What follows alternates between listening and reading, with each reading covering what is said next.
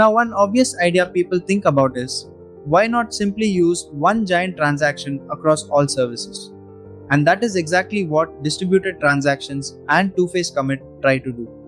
In 2PC, there is usually a coordinator that asks all participating services whether they are ready to commit. First comes the prepare phase, where every service locks resources and says yes or no. Then comes the commit phase, where all services either commit together or roll back together. On paper, this sounds perfect because it provides strong consistency, but in reality, it introduces many new problems.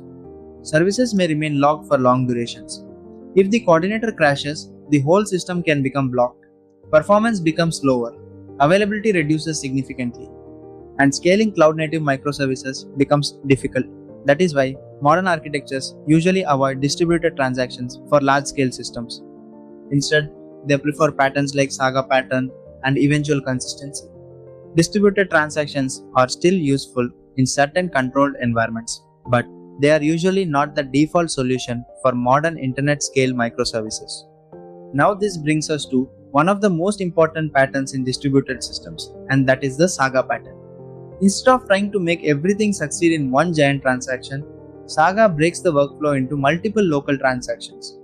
For example, first create the order, then capture payment, then reserve inventory, and then schedule shipment.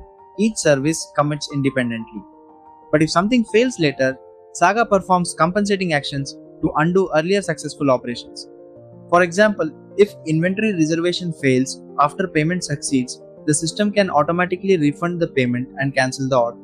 This approach improves scalability and availability because services are not holding global locks. There are mainly two Saga styles. One is orchestration, where a central Saga controller coordinates everything. The other is choreography, where services react to events independently without a central controller.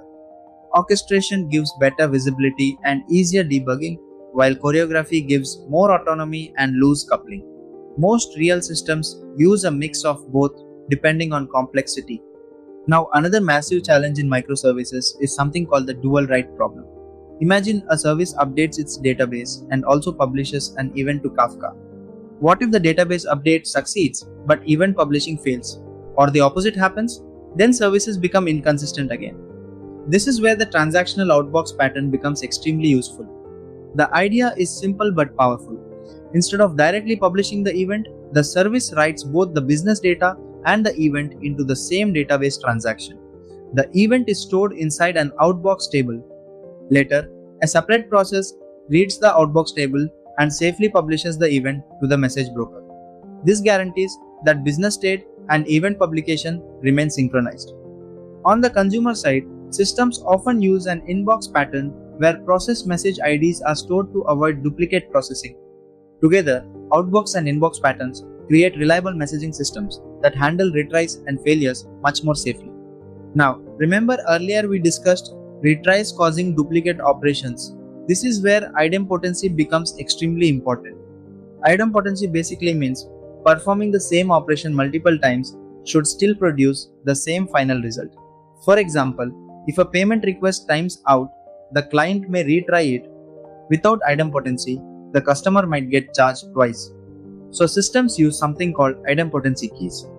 The client generates a unique stable key for the business action and sends it with the request. The server first checks whether this key already exists. If yes, it simply returns the previous response instead of executing the payment again. If not, then it processes the request and stores the result together with the key. This makes retries safe. But there are also common mistakes developers make. Sometimes keys change during retries, or only successful responses are cached, or side effects happen outside the transaction. So idempotency must be implemented carefully because retries are a normal part of distributed systems.